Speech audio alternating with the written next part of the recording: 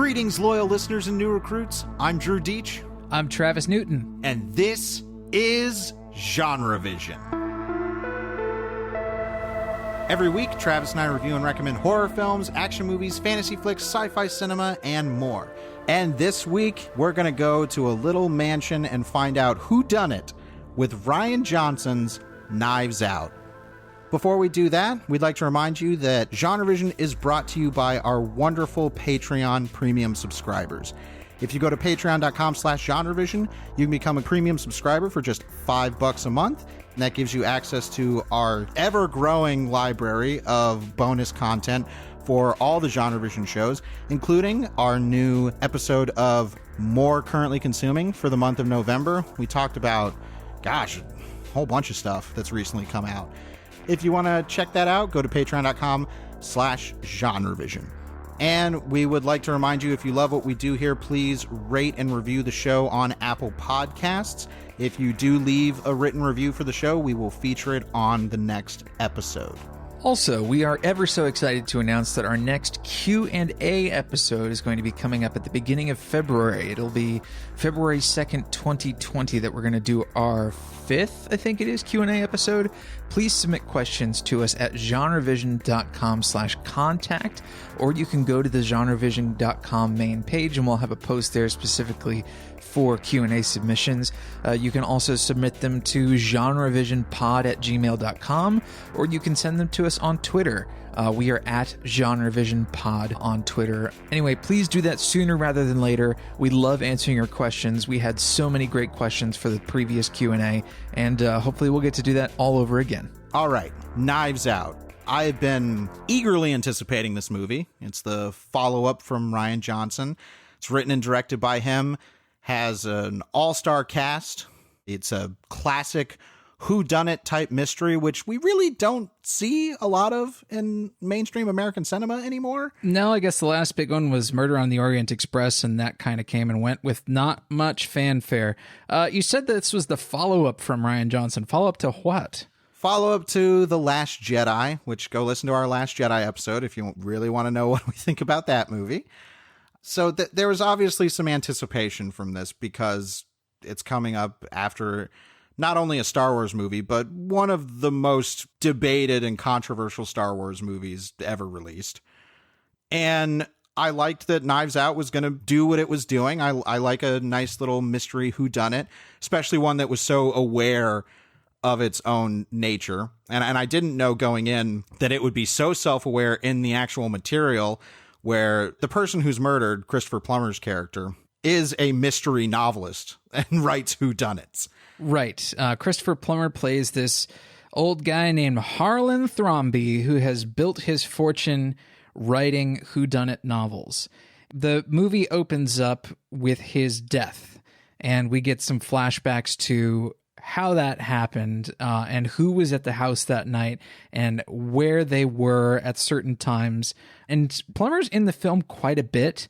There is a recurring gag of cutting to his portrait on the wall, and it's almost like the expression tends to shift subtly, but it's often used for a comedic effect, the comedic cutaway of Christopher Plummer's smiling portrait. He's just a big presence in the film. It's nice to see him in the movie so much, and he gives this wonderful, warm performance. Harlan Thrombey's kids, however, are not the kind of warm, clever guy that Harlan is. His kids are played by Jamie Lee Curtis and, Michael Shannon. And who else? Who else is the child? I think those are the only kids. The rest of them married in, like Toni Collette's character, Joni, and then Don Johnson's character, Richard, who's married to Jamie Lee Curtis's character, Linda, and then their various offspring, such as Chris Evans, who plays Ransom, which is the Jamie Lee Curtis and Don Johnson's kid. Hugh Ransom Drysdale. Yes. Jaden Martell, who plays Jacob, which is Michael Shannon's kid. Yep, Michael Shannon used to be married to Toni Collette's character, but is now married to Ricky Lindholm's character. Is that what was? I thought Toni Collette married somebody in the family, and then they passed away. They died. And then she just kind of stayed with the family. Maybe I'm wrong, but Well, there's the young college girl, Meg Thrombey, played by Catherine Langford. Who is her dad? I thought it was... The dad is a deceased Thrombey member who we never meet. Huh.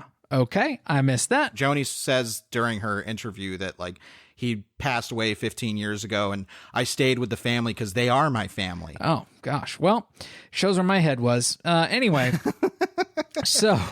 This is all to say, I mean, if you haven't known the marketing, this is a ridiculously stacked cast of actors. Yeah, and it doesn't stop there. There are definitely some bit roles that show up that improve the movie. Of course, because it's a Rian Johnson movie, Noah Segan is in it. He plays one of the detectives that comes to the home. So shortly after the death of this guy, Harlan Thrombey, and they have the funeral, these two cops show up at the Thrombey mansion while all of the Thrombey kids and their offspring are going to be there. And the two cops are played by Lakeith Stanfield, and as we talked about, Noah Segan. They start interviewing people one at a time in Harlan Thrombey's library, which has, of course, the big knife sculpture you might have seen if you've seen any of the marketing from the film. This is where we get our first absolutely brilliant sequence in the film. I'm assuming you're referring to these different interviews that are being conducted, and we get various cutaways to other interviews, and it goes back and forth, and it's kind of, are they asking the same questions of everybody and they're responding as if to another interviewee? It's really well edited and structured, and a lot of this comes from one character we haven't mentioned yet, a very pivotal character, and that's Benoit Blanc, played by Daniel Craig, who is a private investigator who is hanging out in the background. I love his introduction of him hanging out in the background, not introducing himself during these interviews, and during the questioning, he'll occasionally play a note on the piano to change the line of questioning. Yeah, he kind of just hangs out in the out of focus background until he starts to hear some things that really intrigue him. And the film plays coy with us for maybe 5 or 10 minutes while it's, people will ask, well, who the hell are you? And he'll dodge the question, and it sort of keeps the sequence moving forward. On almost every question that gets asked of these Thrombey kids, there is a flashback to something that happened the night of Harlan Thrombey's death. And we can tell to start that most of these people are telling the truth, because they'll either say an answer and we'll see the basis for their answer, or we'll flash back, see the basis for what they're about to say, and then the film will allow the person to give an answer that reflects what happened.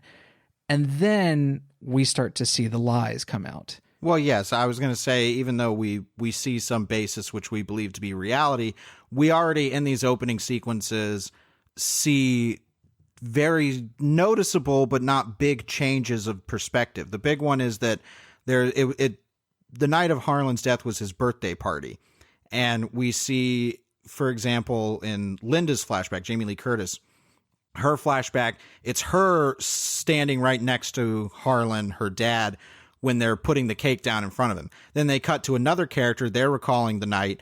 It might be Michael Shannon or Toni Collette, and they recall them being right next to him and the birthday cake. And you're like, oh, okay, perspectives are a little wonky here. Right. And it doesn't feel outright like anybody is lying. It just feels like, of course, there are multiple versions of the truth because everybody's going to have their own experience. Right. And things like, I think it was Don Johnson's character overheard an argument between Harlan and Walt, who's played by Michael Shannon.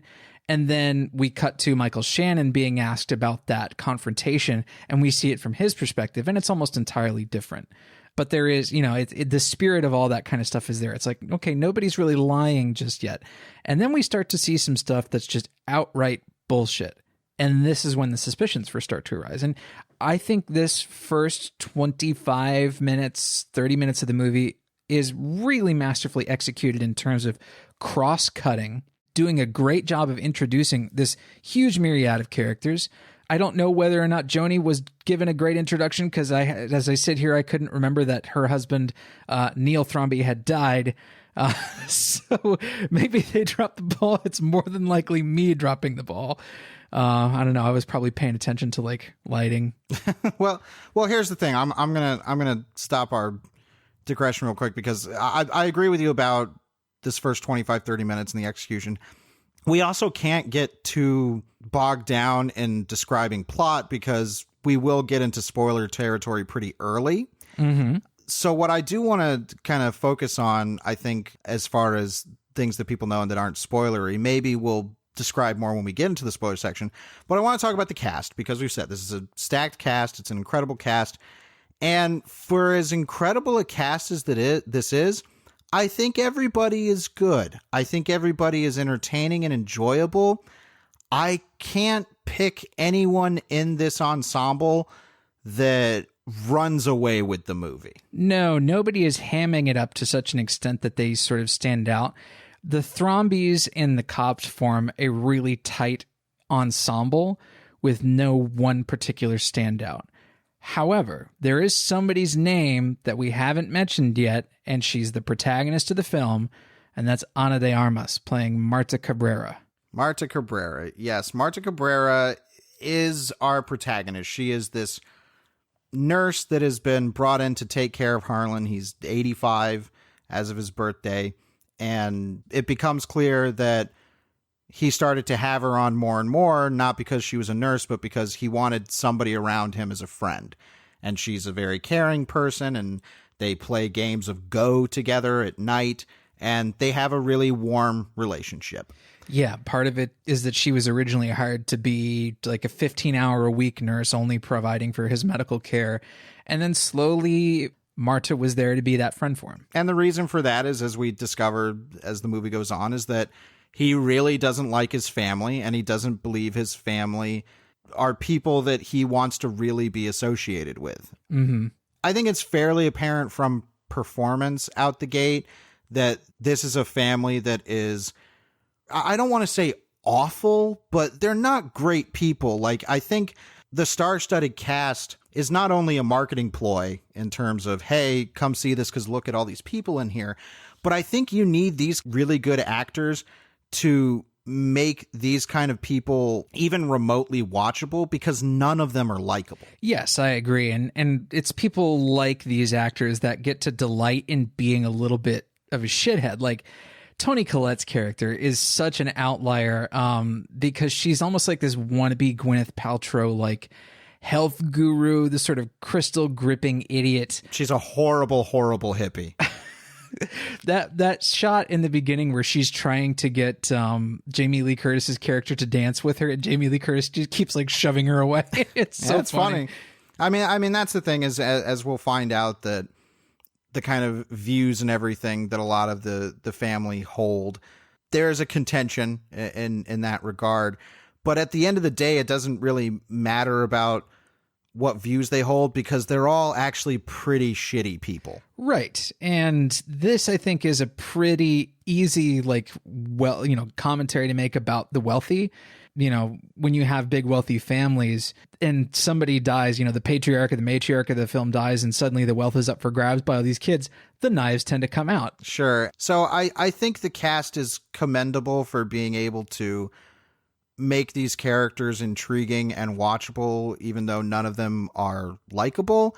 But, you say nobody's hamming it up when I say nobody is running away with the movie.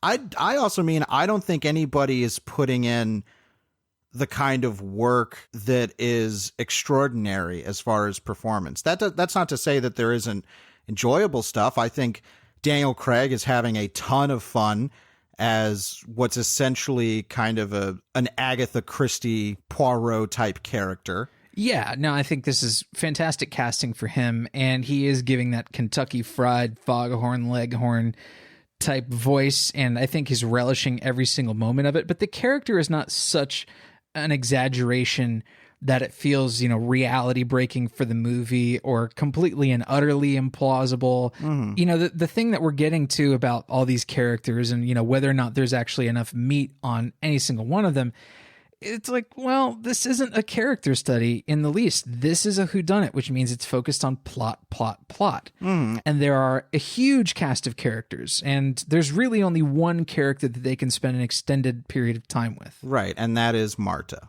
This is our protagonist, and when we get to the spoiler section, I think we'll be able to dig in a little bit more. But Ana de Armas, even, I think she's good in the movie. Yes. I think she's having fun.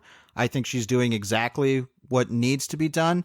But again, I don't think it's getting to a level that if there was one character that needs to run away with the movie, it's her. And I don't think it ever happens. It should either be her or Benoit Blanc, but Benoit Blanc has never really played as any sort of protagonist in the film. You know, a lot of whodunit stories is, you know, the detective being the protagonist. And well, in some ways there's moments in the film where he's almost the antagonist. Right. He seems to be actively working against what Marta wants, or what we feel as the audience that Marta should have. Mm-hmm. And I think Benoit Blanc, even though he's prominent enough in the movie, he's also on the edge of it.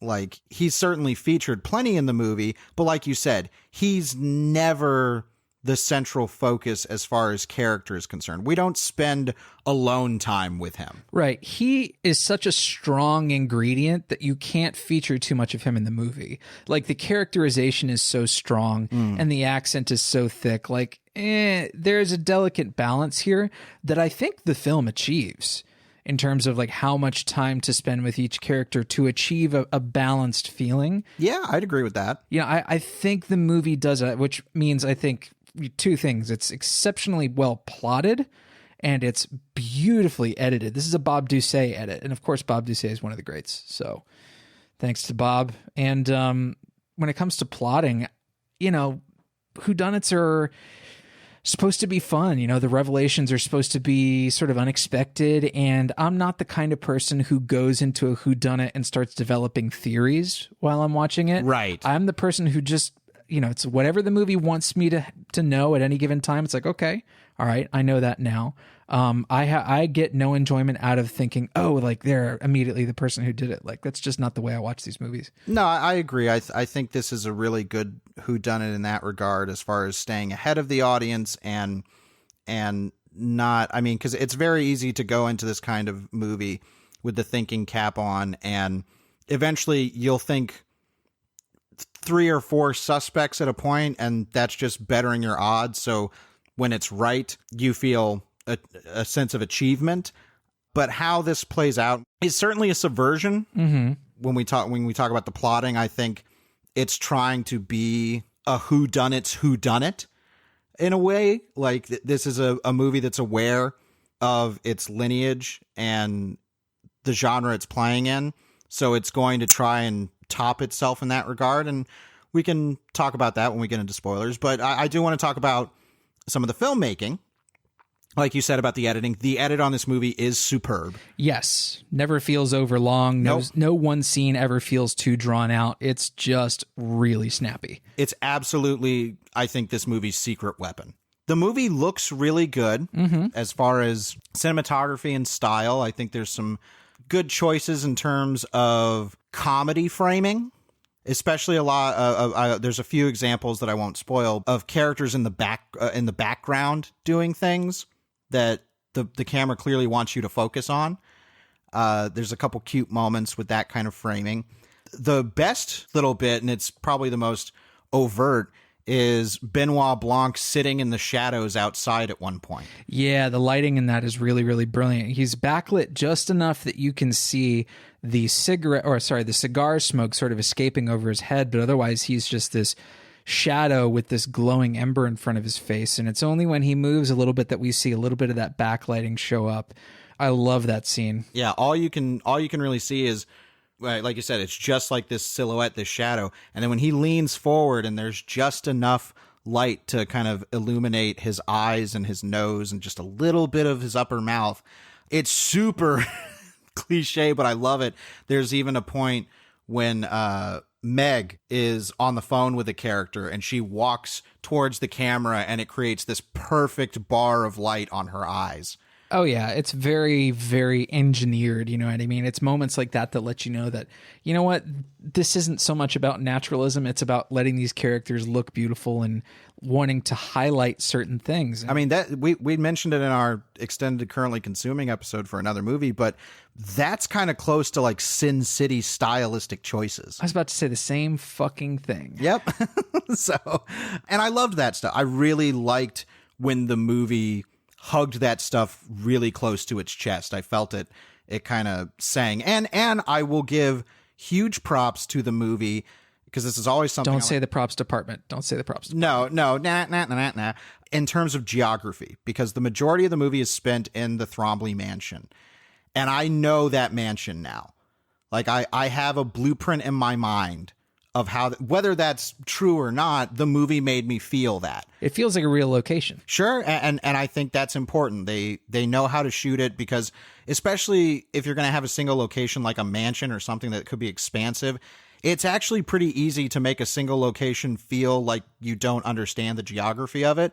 Not the case here. I feel like I could walk that mansion. Well, we see it from so many different perspectives, and like we see events from several different perspectives. Like, right. There's one scene where the room that Jamie Lee Curtis's character and Don Johnson's character are staying in, there's a set of stairs that goes right over the ceiling of that room.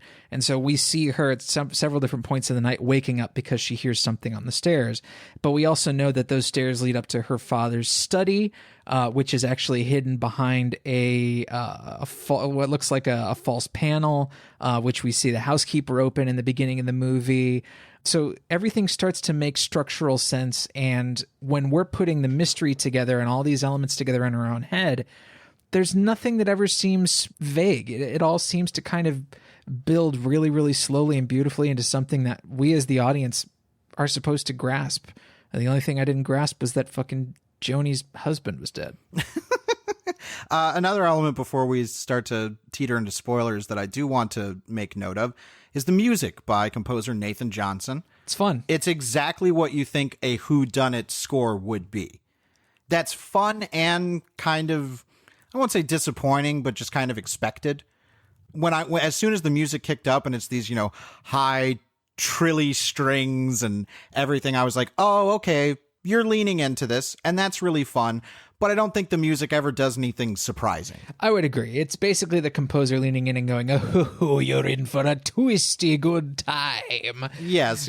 I mean, you can practically hear the crackle of the fireplace where he's sitting in his giant chair writing the sheet music and smoking his pipe. Somewhere you can hear the twisting of a mustache, yeah. Yeah, I mean, he's composing this like he's Holmes playing his fiddle in, his parlor room. Sure. And that's fine. Like you said, it's fun. It's fun, but nah. And maybe that will translate to some more of our feelings about the movie. I don't know if there's anything else in particular you want to focus on before we hop the spoiler wall. Well, I think overall, I would recommend Knives Out to most everybody who enjoys a mystery at the movies. There are some elements of the film that I think lessened my enjoyment because the film is not necessarily built around the characters as a central pillar. Essentially, the characters are there to perform functions, and so they have to be archetypal. They have to play these archetypes of, the rich kid that wants this and, the person who wants that and the man who's having an affair. And, they're there to play these twisted family roles that we're all familiar with. It's part of why it's a good Thanksgiving movie. But in doing so, I think it reduces the characters who are centrally vital to the story to shades of what they should be.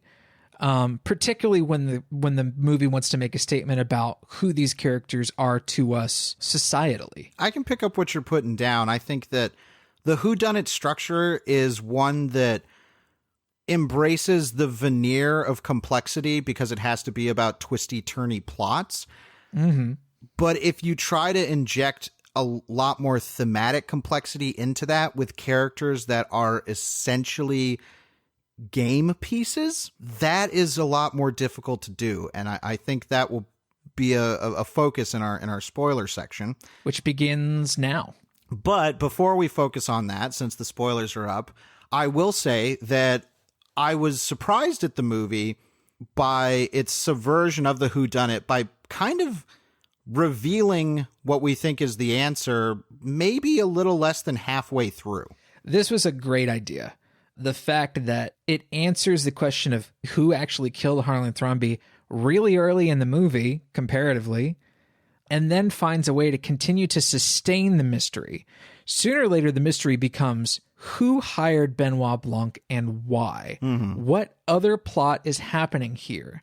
because it was eventually revealed that some other person has orchestrated Harlan Thrombey's death, not just to kill him, but to execute some greater scheme. And really, it wasn't to kill him. It was to work his death into a greater scheme that, of course, involves Harlan Thrombey's vast quantities of money. The turning point is when we realize that Harlan was killed accidentally by Marta when she was giving him his nightly medication. Well, we're in the spoiler wall. The medication is not necessarily what might have killed him. It's what gave him his death sentence, essentially. Yes. But we witness Harlan Thrombey's suicide by his own hand just a few minutes later. Right. I mean, that is a better way to put it. Essentially, Marta accidentally gives Harlan like 100 milligrams of morphine. Pro tip, don't take 100 milligrams of morphine. No. And so there's this, when he realizes that this has happened, he's very calm and collected. He stops her from calling an ambulance and says, listen, everything's going to be fine. You need to do exactly what I tell you to do. Do this so everybody thinks I'm going to be alive after you've left. And don't worry, everything will work out okay. And then, of course, we see him slitting his own throat. There was an older man next to me in the theater to my right, and when Harlan Thrombey slits his own throat and you actually see it in close-up, this guy next to me went, oh! And of course, my stupid brain goes, he just came. Yeah. Thanks, stupid brain. Anyways, so then the second act of the movie is really us following Marta trying to conceal her guilt from Benoit Blanc, because Marta has this, let's call it a tick, where if she lies, she will become physically sick and vomit. Mm-hmm. This is a really funny quirk to put on a character. Well, it's a clever mechanic also, because she can't lie. She can omit certain things when people ask her things. She can lie by omission, I guess. But she cannot willingly tell a mistruth without puking shortly thereafter. Right. So this leads to some good gags, and it leads to Benoit Blanc trusting her. And she kind of becomes another part of the investigation team after we realize that she is guilty and she needs to be the one covering her tracks. This is all amplified by the fact that Harlan's will reading happens.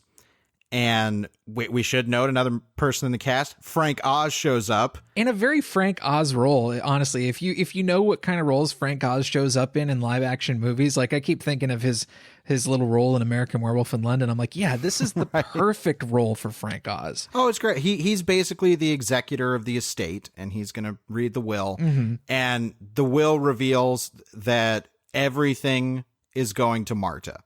And of course, the family is incensed and shocked at all this and have tons of questions. And it turns out that Harlan had changed the will about a week earlier before his birthday. Then this becomes another mystery of like, oh, okay, what's going on? And what's going on with Marta? Like, so there is compounded good conflict in that regard. But like you said, the movie then changes pace into it's not really a whodunit, and I'm stealing this from another publication. I don't remember which one it is, unfortunately.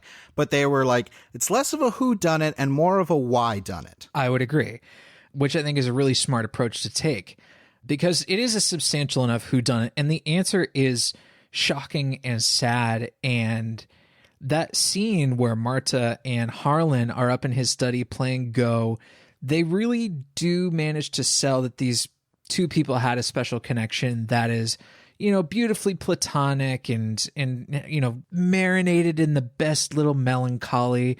I really enjoyed the dynamic they shared for just those few short moments before Harlan gets his death sentence and decides to then orchestrate her exit from the home so that she is not implicated in the murder. Right. However, there are little things that go wrong. She, of course, cannot remember because she's in full panic. Things like, when you drive out of the driveway, make sure to turn off after the white elephant statue.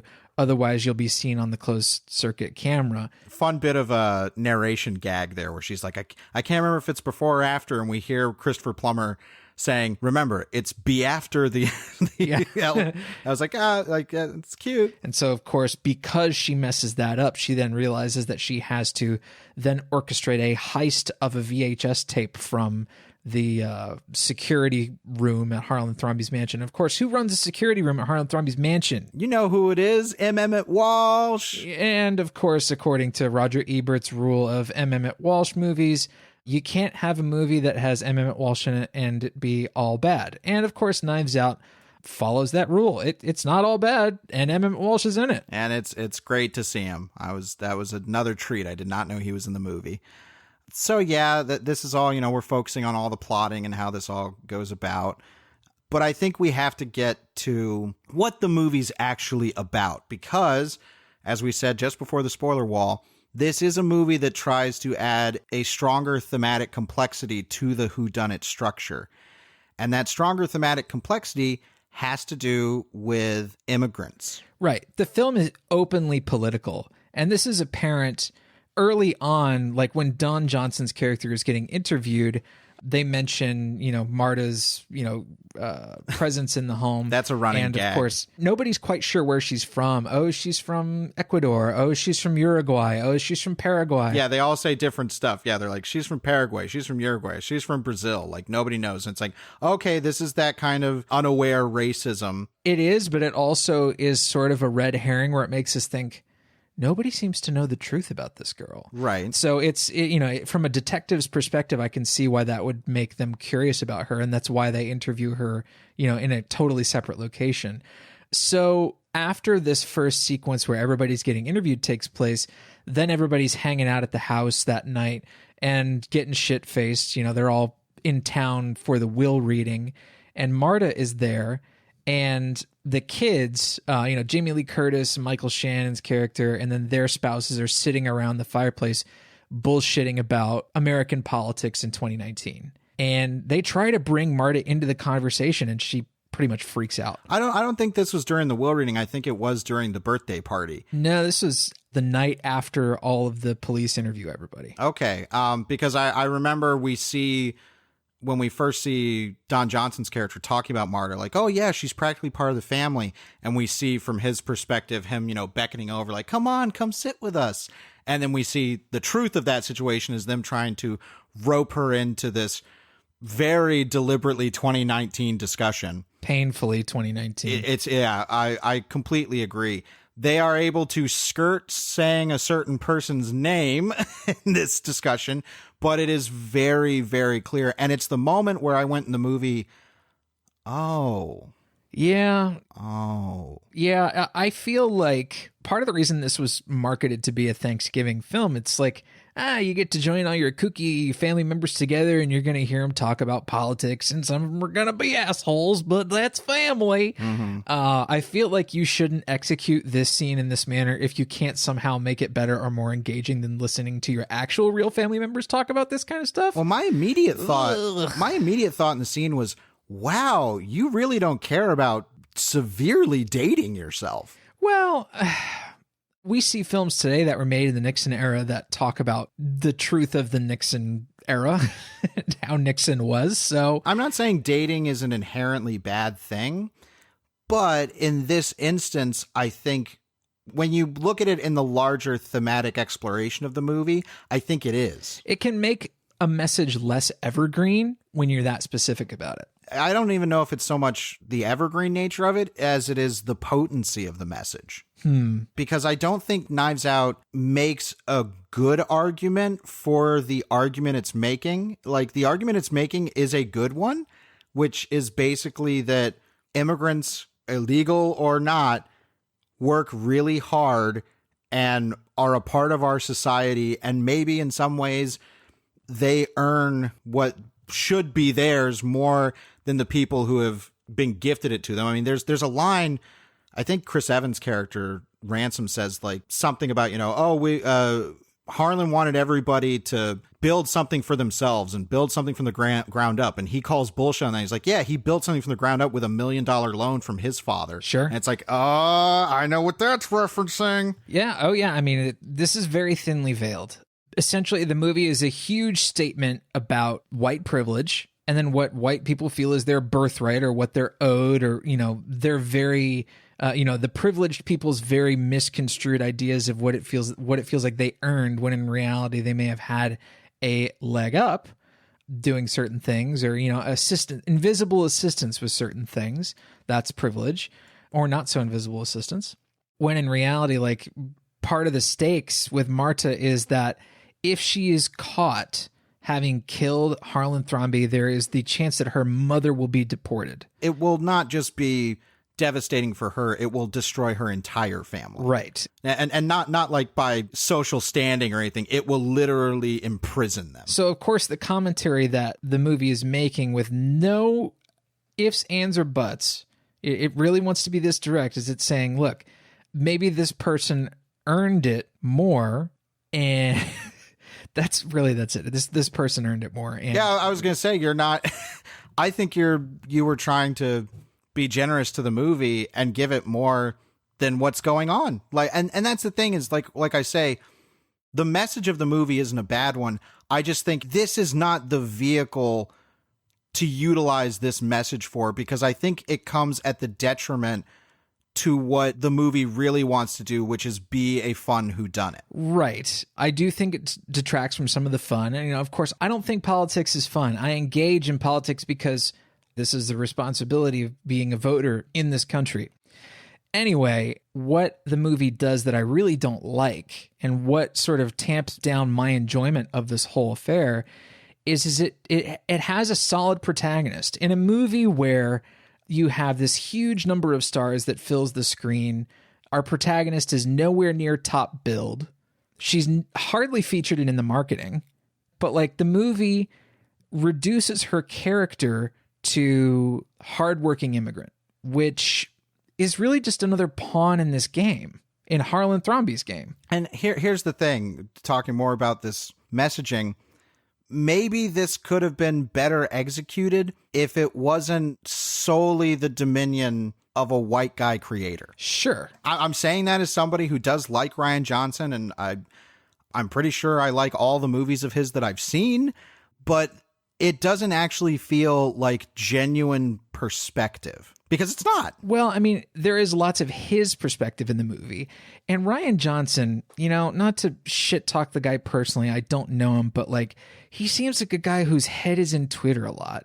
And it's like, there are moments in this where I'm like, oh, Twitter is leaking into this movie in a way that I feel is kind of crass. Like, I think Chris Evans's character says to Meg Thrombey, how's that SJW degree coming? Mm-hmm. And then Jaden Martell's character calls her a liberal snowflake, which of course the old guy to my left had to laugh at.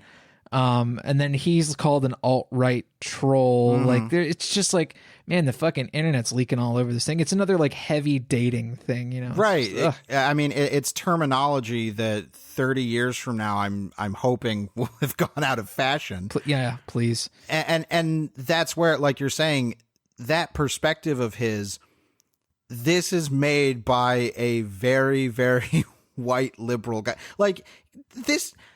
Like Bradley Whitford's character from Get Out might as well have written this. I think that's mean, but it's also true. I mean, when the movie was over, and of course the movie ends in this very powerfully constructed thematic shot saying that, like, look, she's won. She deserved this. This is hers now. And all these other people are below her. And she's got the opening shot of the movie is a cute mug. Coffee cup that's like, my house, my rules or something. And now she's got the mug and she's drinking from it. It's like, yeah, I get it, Ryan. Your sledgehammer is very cute, Ryan. Like, this is me being a facetious shithead. But it's like, when the movie was over, I kind of wanted to pat him on the back and go, good job, buddy. You really solved racism this time. Yeah. I mean, it's true, and it's unfortunate because the movie is enjoyable, but it's fun. It's really fun. But once it reveals that it's trying to be this big message movie, I think my issue comes more that it's like, you're doing that with the most slight of genres. Yeah. And maybe that was your kind of aha moment of like, what if I took the slightest of genres and tried to deepen it with something topical and important? It's not a chocolate and peanut butter situation. I think the slightness is unavoidable. And unfortunately, that means that slightness infects your intention with the messaging. Sure. I think the socio-political commentary, while in many respects admirable, in many respects I certainly agree with and think are valuable thoughts, it's the clumsiest part of the film, which is a damn shame because so much of the film is constructed around making this commentary apparent. And the biggest casualty of that is Marta. And that's a shame. Like that really is disheartening. And it is, I think, what has kind of knocked this film out of like contention for my top 15 and things like that. There's so many lovely elements to this film. To my memory, there are only two prominent people of color in the movie. Anna de Armas as Marta, and then Lakeith Stanfield as one of the other detectives. Lakeith Stanfield is wasted in this movie. He's good in it, but totally wasted. If there's one character I would have loved to see more of, it's him. It's great to have Noah Segan be the little dorky fanboy. Like, he has a couple cute moments doing that. But Lakeith Stanfield is kind of the doubting Thomas and the guy that's kind of like, this isn't worth it. It's like, why cast Lakeith Stanfield? Just cast somebody else. Like, it feels like a waste for him specifically. I mean, I certainly wouldn't want to typecast him into like the weird guy role that he so often gets typecast as. Oh, I'm not saying he needs to be the weird guy role, but this is just so, like, as written, regardless of it being Keith Stanfield, this character, there's nothing interesting about him. He's purely functional. It kind of could have been anybody, but yeah, I get what you're saying there. Yeah, that really is the unfortunate truth of it for me, because like most of the time when movies preach this hard to the choir, they kind of become a masturbatory exercise. I don't like this term, but it comes close to what feels like virtue signaling. Uh-oh. Wow. Yeah. Yep. Another 2019 term for you.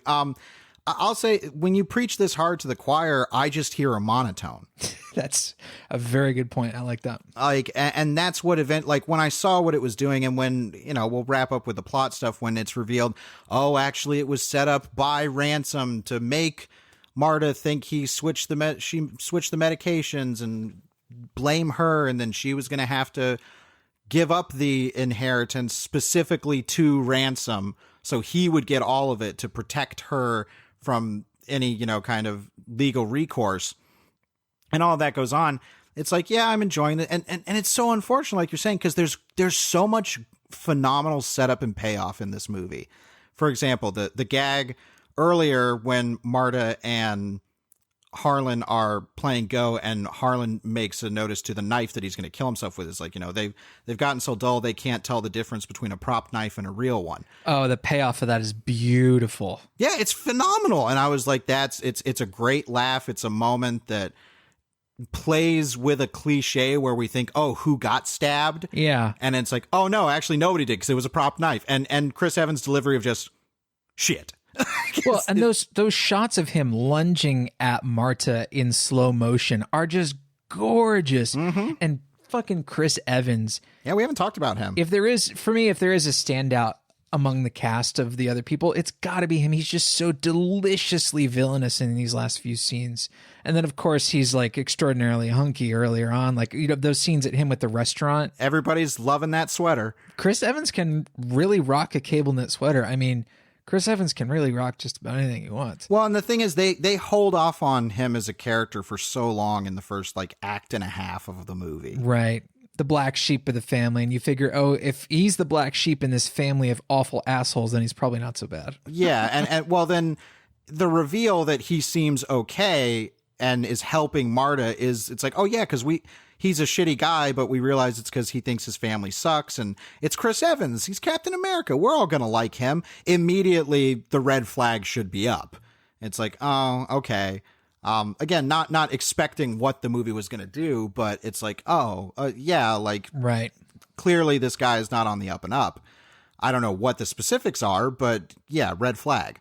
So, yeah, I mean, I think I said it earlier, and I hate to sound as dismissive, but I think everybody in the ensemble is cute. And I think that's by design. I don't think that's just my read. I think it intentionally wants to be a really cute actor's movie. Cute or clever, because, a plotty mystery should have an air of cleverness to it, I suppose. Yeah, it should. But I think in performance, everything is kind of, I don't know. This is more of that, Twitter leaking in, or me thinking this is a perfect film Twitter movie, is like, I just think about how so much of this movie seems pre-made to be turned into GIFs. In terms of quotes and stuff. Like, and obviously that already happens towards marketing. And that's what I mean by the cuteness of it all. Like, it's like, oh, these cute little lines and moments. And it already happened when the first trailer hit, and you have Captain America himself up there saying, eat shit. Well, I think Rian Johnson is particularly tuned in to internet culture. I think that is like pretty apparent if you know the guy's online persona. Like he knows, he understands what it's like to be a Gen Xer online and fairly engaged with millennial audiences. The term is netizen, Travis. Okay. God, that's ancient. Now that I have that out of my head, that's not to say that the movie is without its better moments of political commentary, like Meg calling up Marta and, her being the one that asks, hey, are you actually going to give the money back, because she needs to go to college to get her quote unquote SJW degree. And then it's revealed it's like, well, she's just as much of a white privileged Thrombey as the rest of them. Sure. I mean, that Toni Collette's she's obviously the most liberal leftist of the family, and she's equal, like, she's mooching off of Harlan as well. And has been outright stealing from him. So I like that nobody in the direct family is likable. Like, everybody has their shittiness to varying degrees. That's all. That all works, and it's fun. But man, I'm not saying I don't want the political message in the movie. I just think Rian Johnson was not the guy to do it. Rian Johnson's clearly a smart and a clever guy. Obviously, everybody's going to have their preferences when it comes to how to do political commentary in movies. I think a touch of ambiguity is not necessarily the worst thing for political commentary. I was thinking earlier about Drag Me to Hell and what an excellent political commentary it is, mostly, because it manages to tell its moral tale in a way that people will understand no matter what side of the fence they're on, this arbitrary fence. Right. But moral tales are more often than not inherently political, right? Because politics is decided by relative morality. So Drag Me to Hell is clearly a story about a woman who, in climbing the ladder of capitalism, she literally works at a bank, she then decides to step on an immigrant to get her promotion. And for the rest of the movie, she is punished and literally dragged to hell at the end of the movie. Spoiler, but it's in the title. If you didn't think that was a political movie, hopefully now you know better. It's totally a political movie. Well, and that's the thing is, like, I think, like you're saying, subtext. Subtext is, when it's done well, it sings. Absolutely. It is flavor that's added to, it's seasoning, it's spice that's added to a movie that might have been functioning completely without it, as far as and then when you realize that subtext, it enhances the flavor. Knives Out, this is meatloaf, man. It's not into subtlety at all, and that's okay. I like plenty of unsubtle movies too. Sure. I'm not advocating that everything needs to be subtle, but I think when you approach a genre that's so fluffy as the Whodunnit, you have to be the most clever motherfucker on the planet to get away with doing something this brazenly political. And Rian Johnson is clever, but he's not the cleverest motherfucker on the planet. No, and I don't need him to be. I didn't need him to be to make this movie work. No, the movie works, I think. The movie works despite itself, as far as what people are going to want out of it. And when we come to, final summations and recommendations and stuff, I think you will enjoy the Whodunnit of it if the flying in your face politics are not something that's repellent to you. And like we've said, and we've qualified many times over in this episode, the politics that are presented in the movie aren't repellent to me and Travis as far as where our political alignments are. It's the fact that they are so front forward and not nearly well developed or complex enough as they should be. Right. And that's where I think the fault lies. Well, and if the movie is actually going to say, for a moment, maybe you should actually consider the plight of immigrants, and then to have its immigrant character be sort of a pawn in this smaller scheme, it's like, you're not really doing a proper service to this immigrant character that you feel that we should value their perspective of. And I'll endanger myself more than I think you want to. I think that Marta as a character just isn't multifaceted enough. I agree. I think they cast her beautifully. I think Ana de Armas does such a fantastic job with what she's given. But what she's given is you just need to be meek and scared. And a hardworking immigrant for the plot to work. Yeah. So, like I say, I come around, it's like, yeah, I recommend Knives Out. It's clearly engineered to piss off the kind of people it wants to piss off.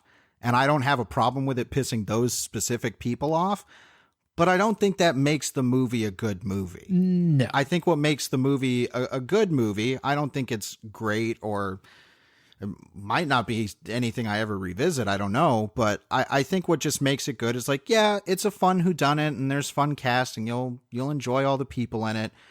But this is a sugar cookie of a movie that thinks it's something a lot richer. It's an underhand pitch at liberal audiences. Oh, yeah. This is an easy hit for them. Like, if I didn't know better, I'd be like, listen, someone's looking for brownie points. Yeah, I don't know. But it's disappointing because I was, of course, very excited about this.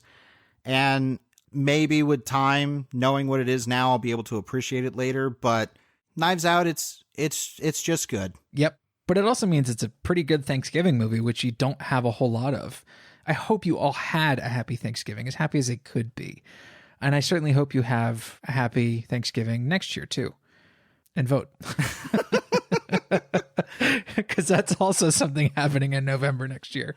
Well, let's go to the shelf where we pick a movie that might act as a good pairing or substitute for our main topic. And we encourage you, loyal listeners, to go to genrevision.com and comment on the post for this episode with your own shelf pick. And I'm going to start things off because mine's going to be really short.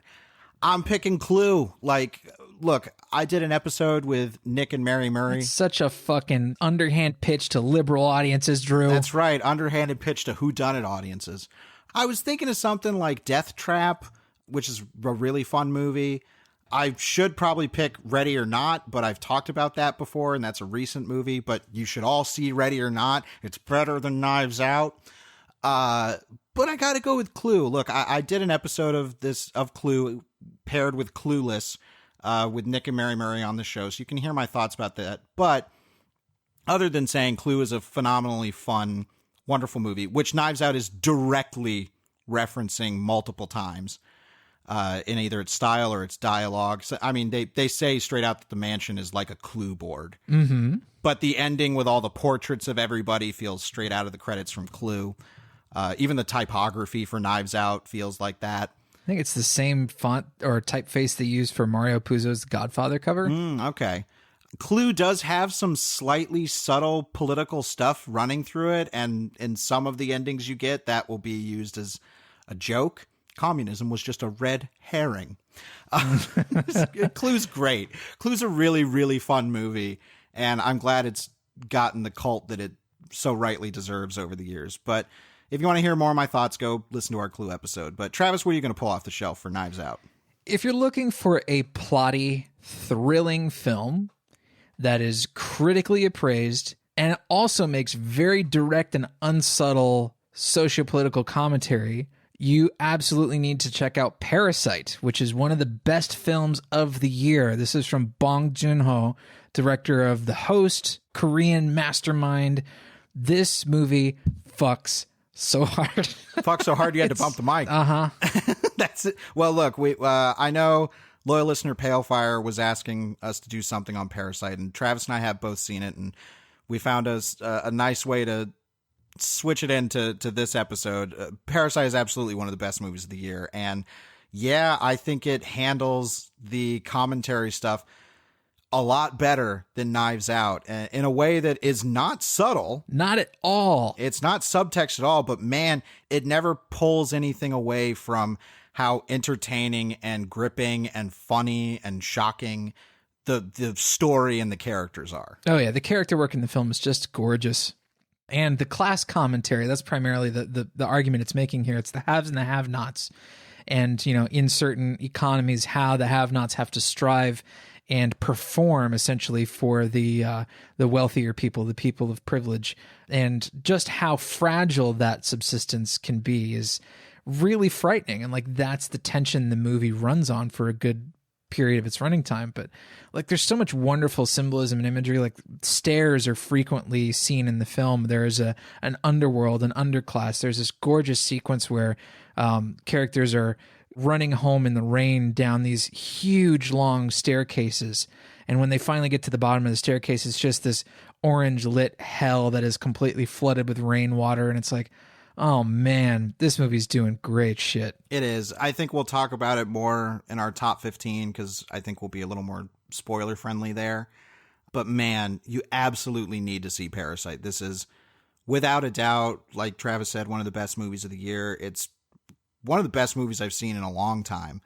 And it's one that I think surprisingly will translate to Western audiences. I mean, Bong Joon-ho has even talked about that himself, where he's like, I thought this was kind of a very directly Korean movie. No, the things it's talking about are fairly universal as far as thematics go. Mm-hmm. And even some of the Korean humor is like some of the funniest stuff in the movie. There's a scene where a character is imitating a North Korean news anchor. Oh my gosh. And I was laughing so hard I had to cover my mouth for being like fear of being too loud. Like this movie is one of the funniest I've seen all year. Mm-hmm. Yeah, it's definitely up there. So yeah, Parasite, that's a strong double recommendation from both of us. Okay. Is it time for Currently Consuming? No, we have to do our listeners' shelf picks from last week's episode on George Romero's Martin. Oh, the listeners. Oh, okay. I'm surprised we got this many responses to Martin as we did. So I'm, as always, stoked. Thank you so much, everyone. Nicholas Otteson said his shelf pick is Byzantium by Neil Jordan. It makes Life as a Vampire seem really rough, and it's a movie that deserves to be talked about way more. Easily my favorite vampire flick. I've never seen it. It's not my favorite vampire flick, but I like it a great deal. I've only seen it once, and it really stuck with me. So yeah, I'll rep Byzantium as well. Loyal listener and friend Ryan Covey said he's going to recommend another book. That's David Morrell's The Totem. David Morrell is the author of First Blood. And apparently Morrell was inspired by Salem's Lot and kind of wrote an unconventional werewolf story. So, hey, Travis, that might be on your radar. Sounds like it. And then loyal listener Hobb, their shelf pick was Habit. This is the Larry Fessenden movie. I think I called this The Addiction one time. Yeah. But this is what I meant. It's Habit. He says, like Martin, it's a grungy, low-budget piece with a lot of visual style and a strong sense of place. It's definitely one that's been on my radar for a long time, and I need to check out. Yeah, Fessenden is something that I need to get into. I've seen a couple of Fessenden movies, and he's not a particular favorite filmmaker of mine, but he's done some interesting stuff. And I'm eager to look into whatever he has with vampires, because he did show up in The Transfiguration, which is another interesting and unconventional vampire movie. And last but not least, loyal listener Mr. Milksteak had what's probably going to be Travis's favorite shelf pick, which is Under the Skin. Along with a grimy, real look to it, I feel like this could be considered an unconventional vampire movie, with the main character, an alien in female form, stalking and seducing men who are then used for sustenance. I also considered pitching this as an unconventional vampire movie, but I know Drew is not a huge fan of this film, and I didn't want to make him watch it again. I mean, I'm not against revisiting it. I just didn't fall in love with it on first viewing like you did. Yeah, I liked it a lot. Yeah, there's things I like about it, and it's certainly kind of stuck around as far as the visualness that people associate with it and the culture. But yeah, maybe we might end up doing another month of unconventional vampires, and maybe we'll have to throw that up on the board. But as always, I want to thank you so much for all your shelf picks. We really love hearing that from you. All right, let's do some currently consuming. Nom, nom, nom, nom, nom. Travis, what's been on your plate? I want to talk about a movie I watched last night. It's called The Farewell. It's directed and written by Lulu Wang, who originally wrote this story about her grandmother getting terminally ill, and it was featured on an episode of This American Life. And the story is as such. Lulu Wang's grandmother, her Nai, in China, gets diagnosed with terminal lung cancer. However, none of the family members decide to tell her about this diagnosis, so Grandma is being kept in the dark about her own terminal cancer. Awkwafina plays the Lulu Wang stand-in, Billy. She's living in New York. She's an artist trying to get a fellowship. when she learns about her grandmother's supposedly impending death. Against the wishes of her parents, Billy flies to mainland China to meet her parents and her grandmother for the last time. And so it's a family reunion movie. It's not a really heavy drama despite the subject matter. It's rated PG. So this is something, that despite the themes of family difficulties and illness and immigration, it's something that you could show to just about anybody. And it's a pretty beautiful little movie. I got to say I liked it quite a bit. Yeah, it's on my list to see before the end of the year because I've heard nothing but, wonderful, warm reviews of it. And I'm glad to, as always, hear a personal positive take from you. Yeah, it looks like a really, I'm the subject matter seems like it will probably go to a very sad place, but it also feels like a pretty feel-good movie. In many ways it is, but the family drama is very well executed. Awkwafina gives, I think, one of the performances of the year. Great. She's so fucking good in it, man. I've seen her maybe twice. I know Ocean's 8, and I feel like I saw her in something else, and she's always been really magnetic. So I'm that's one of the reasons I'm most intrigued by the movie is her performance. Yeah, and it should be an intrigue point because it's fucking great. All right. Anyway, that's all I'm going to talk about for currently consuming. What have you been currently consuming? Well, I watched one of the big movies of the year, I think. This is Martin Scorsese's The Irishman, which I'm bummed. Apparently it's based on a book, and the title of the book seems to be the title of the movie in the movie. The title, The Irishman, I don't think comes up. Maybe it does in the end credits. I don't know. But the actual title of the book was I Heard You Paint Houses. And you see that title in kind of a very intrusive title card early on in the movie. And I was like, ooh, that's interesting. Especially when you find out that that's pretty much code for I hear you do hits. Sure. And the way that's showcased is wonderfully grim and beautiful. The Irishman, I described it as a mournful American dirge that acts as anti-nostalgia. For people who are all about, like, Scorsese glorifies these characters and he's so in love with this era of people and stuff, this is a movie that's pretty blatantly saying everything that was going on with that is dark and awful. It is a sorrowful look at a life that was wasted in service of the powers that be. And to me, it feels like that character who Robert De Niro is playing, Frank Sheeran, that is the American worker. That is the guy that was promised that, hey, if you work hard for the powers that be and do what you're told, that when it's all said and done, you'll have left a legacy behind that's worthwhile and you'll be in a good place. That is absolutely not what happens in The Irishman. The last 30 or 40 minutes of this movie, I don't know how anyone can say that Scorsese glorifies or lionizes these characters. It's an outright funeral.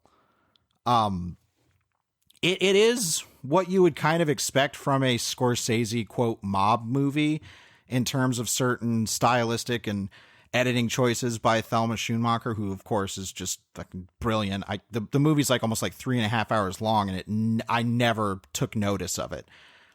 That's a huge testament to Schoonmaker's work. Schoonmaker? Thelma? Schoonmaker? Is that? I've always Schoonmaker, whatever it is. Make me a schoon. Schoonmaker, make me a Scorsese film. And what's really nice is they don't do the horrible, as soon as the credits roll, put the little box up and watch something next thing. Those credits stay on the whole time. Wonder how long that'll last. Yeah, we'll see. Well, because the thing that will autoplay after it is a conversation between Scorsese, De Niro, Pesci, and Al Pacino about the movie. It's about like a half hour or so. But how's the voiceover in the film? Yeah, there's the Scorsese voiceover from De Niro, but it's interesting because I think it changes as it goes on. I think the voiceover should have been just grunts and like dad noises, you know what I mean? I mean, this seems like it's going to be a dad movie until it like this is a dad movie for a dad who wasted his life and it's like just this is not the dad. I think it'll fool a lot of people into thinking it's another dad movie. If we think we're talking about your dad, we definitely are. listener. Well, well, here's the thing is like, I had heard, that it was a lot more somber than anticipated. And it is. By the time things wrap up, there's been a lot of discussion about certain elements of the movie. For example, the de-aging, which is noticeable. It certainly is. There were only maybe one or two moments where I focused in on it so hard that I got a little distracted. But it's not all the way throughout. That's good to know. Most of it is subtle enough that it didn't pull me away. And the really drastic de-aging is in one scene that's maybe 5 seconds. Well, it can't be a whole lot worse than the fucking time they taped Joe Pesci's eyes back in My Cousin Vinny. Sure. The Irishman, this is definitely one of the must-see movies of the year. I don't know if it'll make my top 15. I think it's sitting on there now, but it's not in the highest of positions. But it's still a great movie and a necessary movie from one of the masters of the craft. And I'm bummed that it's not a movie that will be getting wide theatrical distribution, but maybe by being on Netflix, more people will see it than they would have in a theater. Yep. So I don't know, but 3.5 hours flew by with that movie. So that should be statement enough. So The Irishman, definitely recommended. All right. And let's close things out with our Comment of the Week. And this week, the comment of the week is going to go to loyal listener and friend of the show, T-Bones McRoanoke, who said, "Hi guys, great podcast as usual. And in honor of Unconventional Vampires Month, he asked us if either of us had heard of The Return of Dr. X. I had not. I had heard about it because I had also known the original Dr. X, which was a pretty profitable, I want to say it's Universal film. But Humphrey, as T-Bone says, Humphrey friggin' Bogart plays a mad scientist wannabe immortal who has to kill others to use their blood to continue living. Wikipedia tells me Bogart hated it and never even liked to talk about it. I have not seen it, but just recently heard about it and thought it would make a curious footnote to a month dedicated to non-conventional blood life force draining victims. I didn't know that the plot about it. I was just aware like, oh yeah, like Humphrey Bogart made a Dr. X horror movie, I think. Mm-hmm. And now that I know the specifics of it, I'm thoroughly intrigued. As am I. I would totally watch this movie. So thank you so much, T-Bones. And thank you all for commenting and listening to the show every week. And next week, we're having a little anniversary celebration for a movie. This is 2010, the year we made contact. Or the year we make contact might be it? Made contact. And this is going to be celebrating its... Nope, it's make. Sorry. Oh, just... This is going to be celebrating its 35th anniversary, actually pretty close to when we released the episode. Mm-hmm. And it's a movie I saw once as a kid and remember maybe 5 seconds of. And I don't think you've ever seen it, Travis. I have never seen it. That is correct. So, considering we did Dr. Sleep, which was a sequel to a beloved Kubrick movie by someone who wasn't Kubrick, we're kind of keeping that train going with a 2010. And since we'll be closing out the 2010s as a decade after this year, we thought that might be another good send-off to look at the movie that was called 2010. So we hope you'll be back next week to listen to us jaw on about that. As always, we want to thank you all so much for listening. I'm Drew Deitch. Eat shit. And we'll see you next week right here on Genre Vision. Up your ass.